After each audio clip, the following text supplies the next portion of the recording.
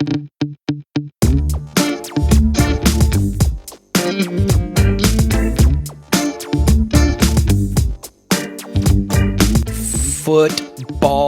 cards, football cards, football cards. It's what we do all day, every day, baby. Collecting, investing. He's Andy. I'm Carter. I'm fired up because I got a lot of Odell cards to sell, baby. I can't wait to see where he goes next. Depending on where you're watching this, he could be with the Packers by now. He could be with the Seahawks by now. But Andy, we want to start today's question with a very basic question. And notice a word that we use there, basic, right? We're going to talk about base cards. You know you love that dad joke. You know you love the dad joke. Man. Hey man, I do. I can get down with the dad jokes for sure. But I know you talking about base cards, and there's a sentiment that's been going around the hobby this year, and that is that base cards are dead. And for a lot of people that are more on the budget flipping side of things, base cards have been a staple in their investment portfolio for the last year or two. Right. And we're not the first podcast to talk about this, right? And the funny thing is when you use the word dead, it's like a very definitive thing, right? I don't think base cards will ever just be dead, but the thing is, Andy, and this is something that you've preached on your channel, is as the hobby has matured, people that grew up in the card collecting community that got back into the hobby, all they knew were base cards, right?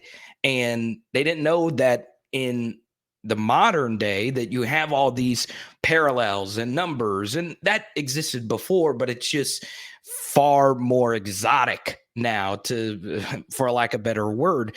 It's very interesting though. What have you seen in your research as far as base cards versus shinier parallel cards in general? Well, sure.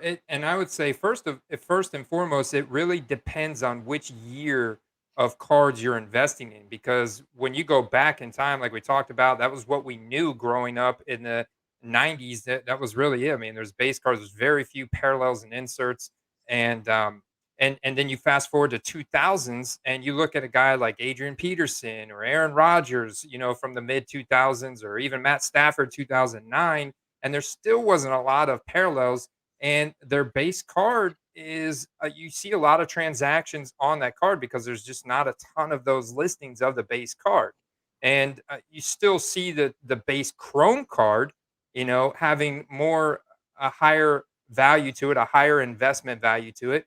And I think that's kind of the same today. When I got in, I didn't realize the extent of how many different sets were being released, because when you go to a Walmart or Target, you're only presented with one or two sets at a time. But every week, every other week, it seemed like Panini was releasing a new set, and in each of those new sets that's released in retail would be a base card. And I think some base cards from some sets are like they're never going to get above, worth a dollar or two, even with Justin Herbert or Joe Burrow or some of these elite quarterbacks. And that's where we're going to get into, and trust me, we're going to get to the new releases. We all want to talk mosaic and all that stuff. But this is where that word base comes into the equation, right? When you think base, you don't get excited, right? You think basic, right? And it's weird because before this episode, we were talking about a word, gold, right? Whenever you hear the word gold, you think, wow, it's shiny, it's great. We all know gold normally means good. And you saw it this weekend with a Kyler Murray card that went for $68,000. His gold vinyl rookie, and wasn't even a one of one. It was a 5 of 5. And Andy, I've seen this, whether it be Kaboom inserts or whatever, that word gold is starting to carry some serious weight. Yeah, gold has become very popular. But what is also typically in 99% of scenarios tied to gold is a serial number, and the serial number is going to be less than 10. So you have that, nice gold shiny element to the front of it, but it's almost always carried with a serial number of less than 25, sometimes 10, sometimes in this Kyler Murray case, it was out of 5. And when you have a card that rare, that's in an appealing, finish to it, that's when the values get way out of control, especially when they're then graded to a high grade, like this Kyler Murray was to a PSA 10. So it was all the high end, super high end collectors and investors in the hobby were after it because only a population of one in PSA database for this card. But and it goes back to the set. Like this was a prism as well, a gold out of like Absolute is not probably going to be as valuable as the Kaboom from Absolute.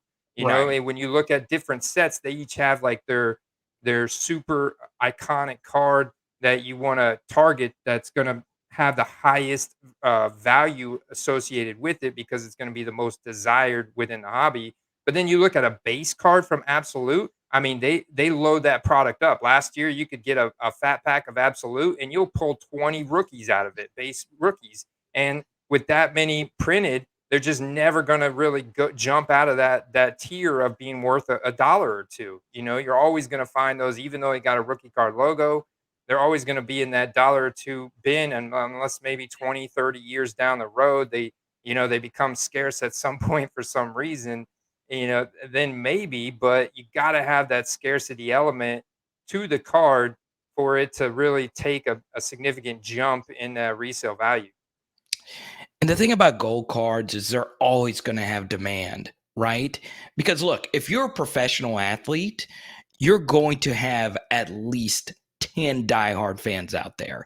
Like it's just always true. Like I grew up a fan of a basketball player named Ronnie Brewer, right? And he was just a role player and he was from Arkansas. And I was like, God, I don't even like basketball cards all that much. But it would be kind of cool to get a Ronnie Brewer gold card or insert player names card. And that's the thing about a gold card. Number one, you have the word gold attached to it. Number two, you have that scarcity aspect. You compare that with the word base, where it's not numbered and it's not shiny. And there's always going to be hundreds of base cards out there. It especially with more modern cards, Andy, it does matter. Now, are base cards dead? No, we're not saying that they're dead. Collect what you want to collect, like what you want to like, and you still can make good flips on base cards. I had an offer to get 4 Joe Burrow base Prism rookies for $35 each before the season. Kicking myself for not doing it, right? It would have been an easy slam dunk flip or whatever. But so there is room. It's not going to be as high a room. I guarantee you, the person I got that Patrick Mahomes gold vinyl, they more than likely they had to pay probably a year or so ago. I would guess they probably had to pay 2 or 3K for that, which that's just me throwing a number out there. But it does give you a higher ceiling per se when you get a gold or a super rare card. Yeah, absolutely. Because those high end collectors, when they see that big performance, they've clearly got disposable cash at in their pocket. And man, they want to get those super rare cards like the golds, the case hit inserts like the kabooms, the downtown stuff like that.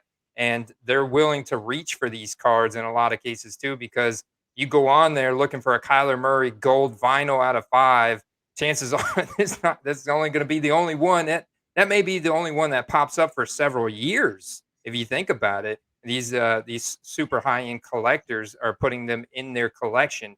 And going back to base, yeah, we see a ton of transactions on them. We see a ton of transactions on base Donruss. We see a ton of transactions on base Prism. But those are very iconic sets. Those are the main sets that kind of are the gold standard for the hobby. And it all depends on the price point you get in at. If you can get in on a base Prism of a quarterback, running back, it doesn't matter what the position is, but if you can get in on them at the low end of that tier, so like a quarterback, you can get in for $10 or $20, or even these super elite guys like Justin Herbert and Joe Burrow.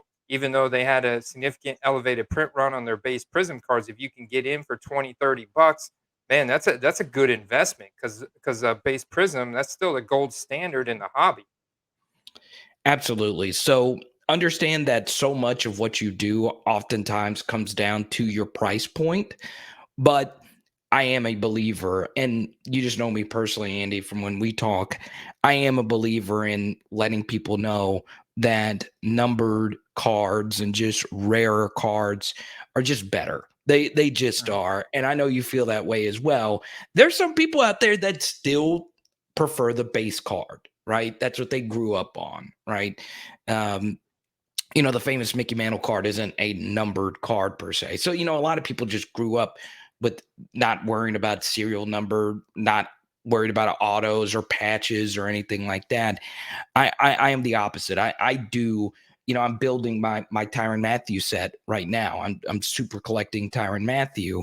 And dude, when I see a serial number 32, the jersey number match, that's something else that you should look out for if you're buying. If you can get a good price on a jersey number match, that's always going to be something that excites collectors. And Andy, there's other things you can look out for to help you determine if a card really is rare or not. Yeah, and I think this is perfect point to talk about non-rookie cards because look at Tyrann Matthew for example. He's a 2013 rookie, but if you were to find Carter a 2020 serial number Tyrann Matthew, maybe it's got gold on it, maybe it's serial numbered out of 32.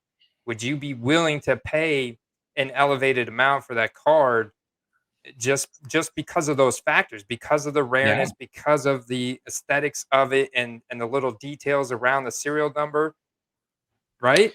I would. So, for instance, I closed a big deal on a Tyron 1 of 1, right, from his rookie Mm. year. Most excited I've ever gotten for a card.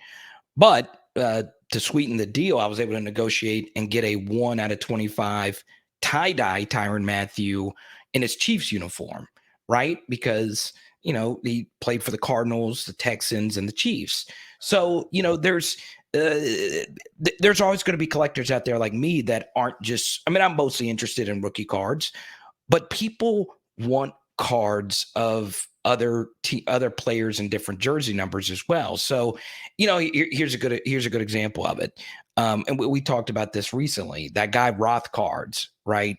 He made the most ridiculous trade I think I've ever seen on one of these card vlogs, and he traded a Jordan Fleer. He traded a Russell. I almost said Russell Shepard, a Russell Wilson rookie ticket auto. He traded all of this for a Tom Brady 1 of 1 auto, but in his Tampa Bay uniform from 2020. And I was like, and even you, Andy, were like, really? He traded all of that to That's get crazy. that card? It made no sense. I was like, what is he doing? Like that's giving up way too much. And he gave $2,000 cash, I believe, on top of it. And guess what? He flipped that Tom Brady because it was a 1 of 1, because it was an auto. He flipped it. I don't know how much he flipped it, but you would have to think he flipped it for at least a decent amount on top of whatever the card trade in was.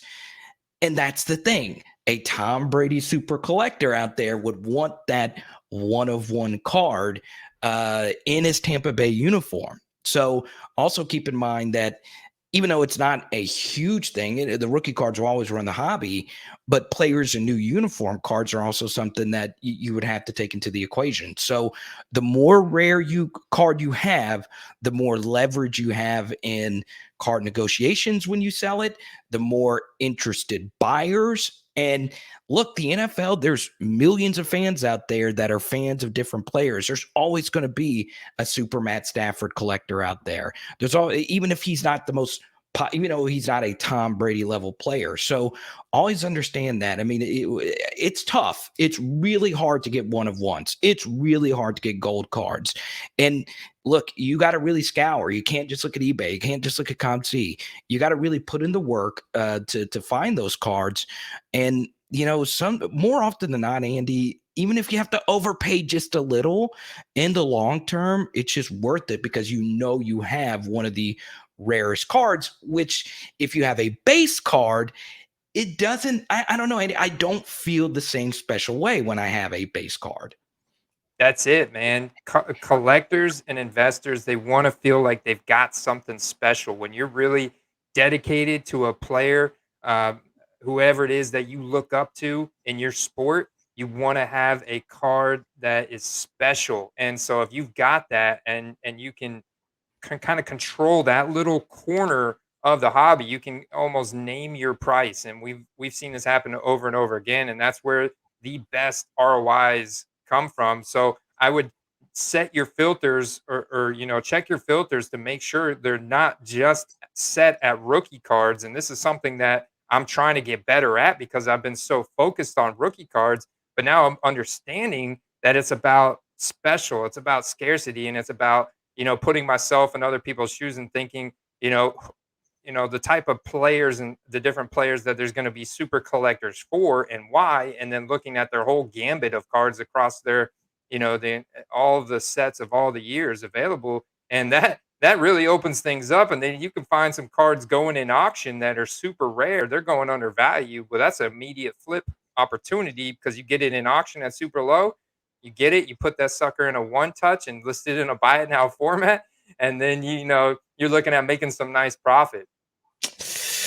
Yeah, and it's a balancing act, right? But obviously, you look at rarity and all that stuff, and we've been talking about these two players every week now, Josh Allen and Patrick Mahomes, and it's very interesting. They had the big Sunday night battle.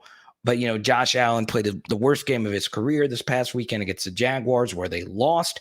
I don't know if he was intimidated by the other Josh Allen. I don't know what exactly even happened. And then, of course, Patrick Mahomes, even though he won, he played very ugly. And then on the other end, Jordan Love didn't really look all that great. He was probably discouraged. His mom, I don't know if you saw this, Andy, was sitting on the very top row. Are you kidding me? They sat for his NFL starting debut. They give Miss Love tickets on the very top row. But No it's way. interesting. It's interesting. A few of the quarterbacks in the hobby. Was there anything that really jumped out at you as far as the QBs are concerned this past weekend? Well, yeah, like you said, Josh Allen of the Buffalo Bills had the worst game of the year for a QB this past Sunday. And his base prism, we're talking about base cards, his base prism in a raw format is selling at $200 right now. $200 in buy it now format, auctions that were closing Sunday, probably, hopefully before that game ended. But then you look at Lamar Jackson, and his base prism is still selling around $70. And I'm like, this guy is so athletically gifted. Baltimore Ravens are right there for first place in the AFC North.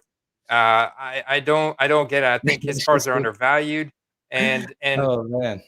and Patrick Mahomes, this is the lowest I've seen Patrick Mahomes rookie card since almost getting into the hobby. Like when I got in April of 2020, they were at $25, $30 a piece for his base Donruss raw format. And then like quickly jumped up. I remember within a month or two. So last summer, like June, July, they were at $125, $150. Well, that's what they're at right now. That's what they're at right now, Carter. Man, I'll never understand the Lamar Jackson, Josh Allen thing. It just doesn't make any sense to me. It really doesn't. I mean, we're talking about a quarterback that's already got an MVP, right? He's got a playoff win. I know he lost to Josh Allen in the playoffs, but it wasn't because of Josh Allen playing extraordinary. So, yeah, I mean, Josh Allen is obviously an elite talent. He's probably the most athletic quarterback in the league, not named Lamar Jackson. So it's very interesting. And I go back to it, man. I would never, just to touch on base cards again, man, there's so much you can't see by looking at an eBay photo, right? Unless you are an expert. And some people are real experts at judging an eBay photo and seeing if there's blemishes on the card.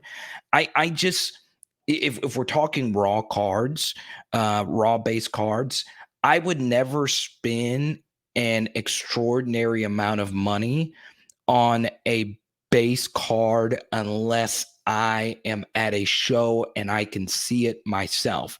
Now, this touches on another thing, and this wasn't part of our prep, but this is a very important hobby tip of the day, Andy. I have to reach out to you because you're better at looking at cards. You're better at looking at the whites on the corners, the edges. I'm not that great at it. I'm admittedly not that great at it.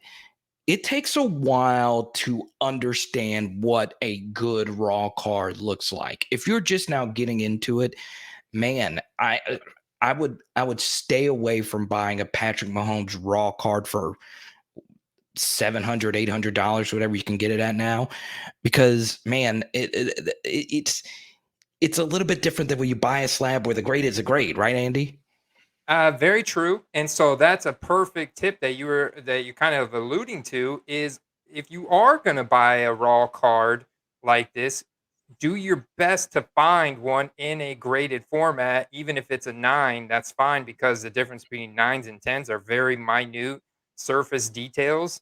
And if you can compare the picture of the raw card to the picture of the PSA 9 and match them up, now you know kind of what you're looking for. If you can find the same card in a raw format and a PSA 9, or PSA 10 even better, and compare them with each other, now all of a sudden you can see what you want to look for in that raw card. And also understand that a lot of modern cards, they have a pretty good gem rate. So, it's really important to look at the corners, the edges, the centering, and the surface. But most of the cards today, like modern cards, you're not going to find like trimming issues to where, people were filing on one of the sides to make it centered like they did with a lot of older vintage cards. So that's not a huge concern. The big concern today in modern cards is like print defects, surface issues. Panini's notorious for printing like little dimples in the surface of cards around the print lines where they have etching and stuff like that. And so there's big differences in the way they're manufactured. They're not all manufactured the same. Their quality control is not that great. Do not count on No. Panini to manufacture you a PSA 10 card. Yeah, I agree with all of it. And this would also be one more thing on the base thing that would look. So most people watching this aren't like just brand new. You're kind of in it and you kind of know like the big price difference between a PSA 9 and a PSA 10. But let's just say you don't know anything about cards and you walked up to someone and you handed them with blocking the grade out and you hand them the card and you say, "Hey, tell me which one is the 9 and tell me which one is the 10." Heck, you could be an expert and you not know the difference. You could get it wrong. I saw Sports Card Anonymous do it. I've just seen it just in general. So that's something else about a base card is, I mean, if you want such, long-term value and you want to get it graded, there is so much more power in the hands of the grader and other factors you can control. Whereas, if you have a one of one or, like the Kyler Murray, because it was a PSA 10, it did sell for more. But the real reason why that card sold for so much, I would argue, is because of the scarcity, right? Mhm. So it's just another factor that you can control, right? And there's very few things you can control in this hobby. And when you get a numbered card and when you get a rare card, it does give you, once again, a little bit more leverage in negotiations. It does give you a little bit more of a reassurance that you actually do have something truly special. So, it's just one more thing. Now, Andy, the hobby tip of the day, the real one that we talked about beforehand, is looking at release dates, right? It's very simple. You can go to Cardboard Connection, Steel City Collectibles. There's so many different ways. All you got to do is Google sports card release dates, and there are some very interesting product release dates. Yes, yes, I just found so this is something we've been checking out every week. And today I've just noticed now we've got release dates for XR and Mosaic. And so XR is scheduled to be released on November 24th. I believe that's Thanksgiving, right, Carter? Yeah, or the day before, either one. Day before. So Thanksgiving, XR, which is it's not a bad set. I definitely think there's some collectors and that are high on XR. It's not bad, especially the rare stuff. There's a lot of different RPA. You see some logo patch stuff in XR. So some very interesting stuff. The hobby boxes are on pre-sale right now for $399.95. That's not terrible. And then we've also got a release date for Mosaic. So this is big because we've been questioning whether or not Mosaic's coming back this year. It's coming back. It's expected to be released on December 22nd in retail stores Oh, everywhere. right before Christmas. Are you kidding me? And if you go to our YouTube page, Football Cards Collecting and Investing, make sure you subscribe. You can actually see the images of some of these Mosaic releases. And, it looks okay. This is the first I've seen them. I can't wait to see what Prism and all that's going to look like. So, yeah, man. So make sure you check all that out, man. Look at that Look at straight that. fire mosaic gold, man. You gotta freaking love it. So, mosaic obviously is the bigger product of these two. So yeah, that's interesting. And we would, Andy, I think you would guess that mosaic is for sure going to release before, some of the bigger brands, which obviously or the more bigger sets, which will be Prism, Optic, and Select. So Mosaic is the first one. It's kind of an interesting design, man. Yeah, I'm looking at these base cards right here. Is a very they're gone with the geometrical theme again, and all the base cards are color match, which a lot of people like Mosaic for that reason. I like 2020 Mosaic. It just got it fell down in the hierarchy of set collectability because of the number of sets that were released after it. Yeah. Um, but this year's design is interesting. That's a pentagon as a pen or a hexagon. Oh, come on, Andy. What You're asking an LSU journalism grad with a 2.7 GPA what shapes are. Really, Andy? it's six sides, so Me? that's a pentagon. No, a pentagon is five sides. Five sides is a pentagon. Six is a hexagon, right? Hexagon. Hexagon. There we go. I know eight's an octagon. Yeah, because UFC, yeah, octagon. But no, I got it. So a pentagon is five sides. Okay, so the Washington D.C. building.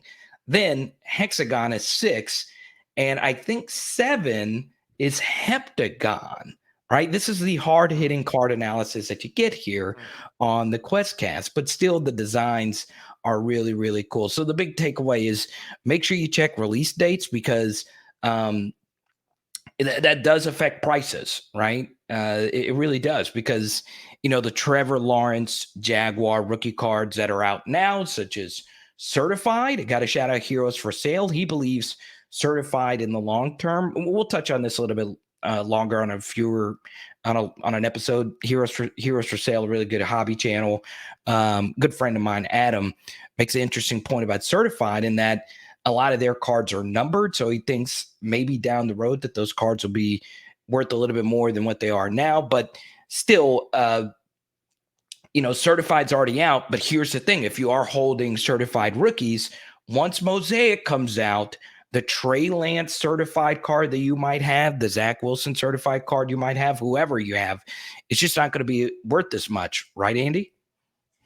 Especially if it's base, Mm, because the high end demand is going to shift to the new product. That's just how it works. We want the new hot thing, especially whenever it's what everybody knows as the gold standard in the hobbies. Whenever that Prism is finally released and the Optic is finally released, and then the Select is finally released, and National Treasures. National Treasures is like the cream of the crop, in terms of RPAs. So those are some huge sets that still have not yet been announced when they're going to be released, and when those do, I kind of like to buy these other sets. Like I'll be having yeah. my eyes on certified numbered because all their parallels and all their RPAs are all serial numbered. There's several ones of ones in that set, and I will be looking at those while everybody else is trying to get the new hot thing. That's kind of my strategy.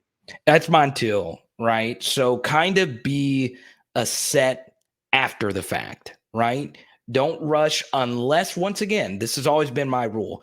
If I can find a box or a cello pack, whatever you want to call it, blaster hanger, if I could get it at retail, I'm going to buy it. Right? It's always a good thing.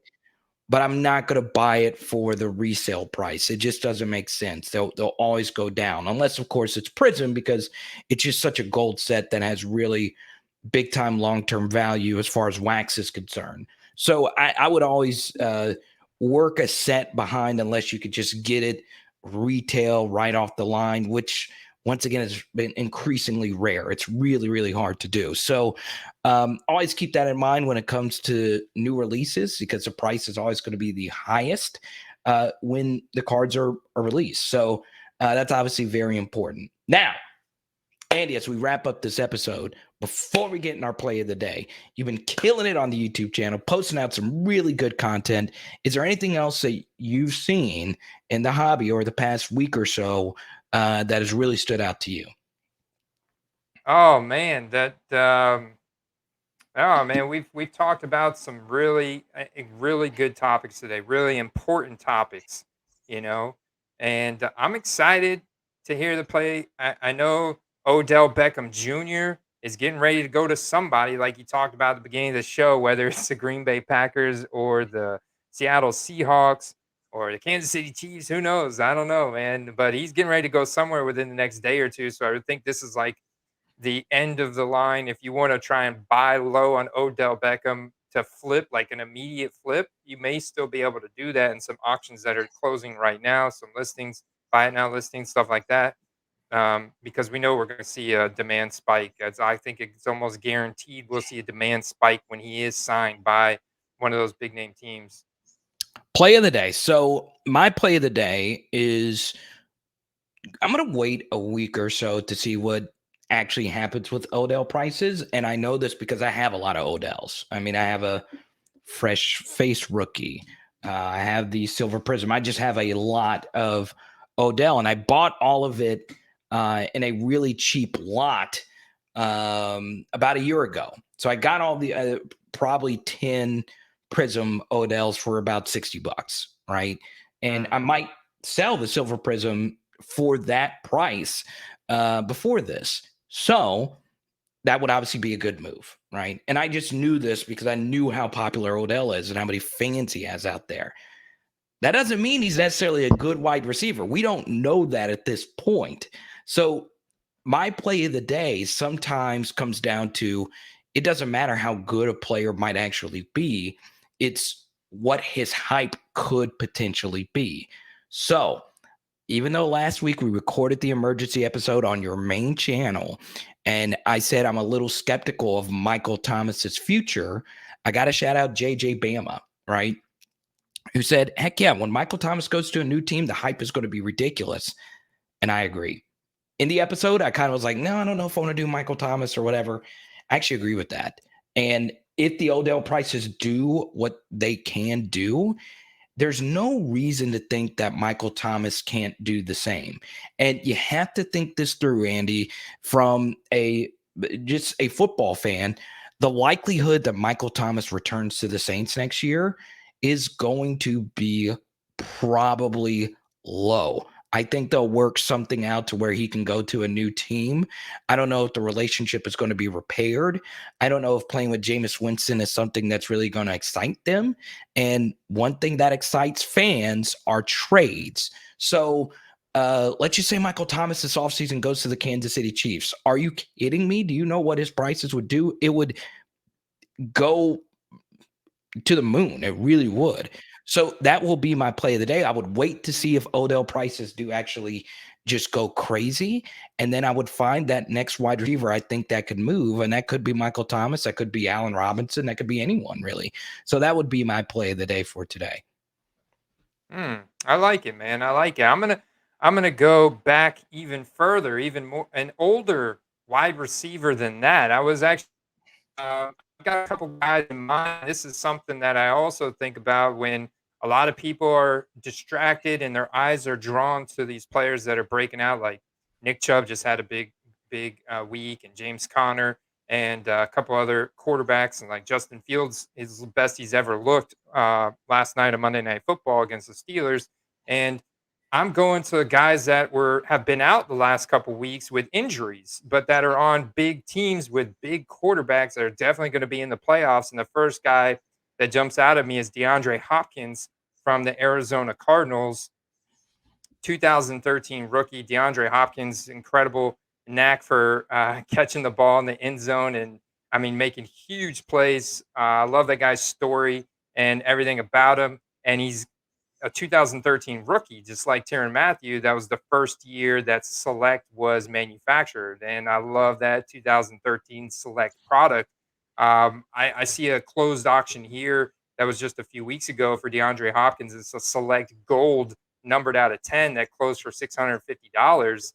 And I almost think like that person probably made a good investment. I know it sounds Yeah. expensive, but that card is probably going to go up in value over the course of the next couple of years. Our hobby continues to grow. So there, as new people get in, they quickly discover, this fondness for these super rare cards. And DeAndre Hopkins, I love everything about his collectability, his investment factor. And I'm perfectly fine with investing in base 2013 selects, 2013 select hot rookies. I love that insert from 2013 as well, and I think they're all undervalued for him. And auctions ending this week, last week, have been going a little bit undervalued from what they were at previously. I like it. I'm a Hopkins guy, big time, man. Shoot.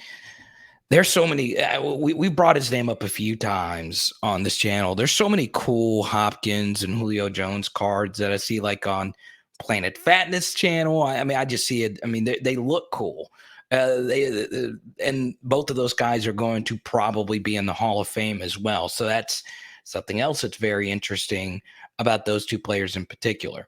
Shout out to 402 Collectibles, Andy. He was one of the patrons that really, inspired our base, card episode. And shout out to him, and shout out to all the patrons, and tell people how they can sign up for the Patreon. Yeah, man. Patreon.com/football cards is the best way to show your support for this show. We're a fully independent show, so we really appreciate all your support over there and helping us grow this. And every week we're putting out bonus content, the Auction Sniper article every Friday. I'm getting ready to do the November's giveaway, and so that's like $40 to $50 in cards right there that I give away to one of the lucky patrons. And it's still a small group right now. So when you sign up for the premier tier, you get seven entries into that giveaway. The field level tier gets 20 entries into that giveaway. And so that's just, one of the aspects. Plus we've got the Discord, which, we're making money off of the information that we're sharing between each other in the Discord. And we have so many different channels, and it's really active. So you can check it out all there. Yeah, and that's all you got to do, man. So make sure you check out Fantasy Football Card Quest YouTube channel, and subscribe. Shout out to Jared, one of my Power Hour LSU folks that have come over and starting to get into football cards. So that's obviously really cool, man. And until next week, man, as we always say, baby, peace it up. Let's go. Peace. Hey, you're gonna text me, right, if you find some retail product? No, I'm not. No, I'm kidding. I'm gonna.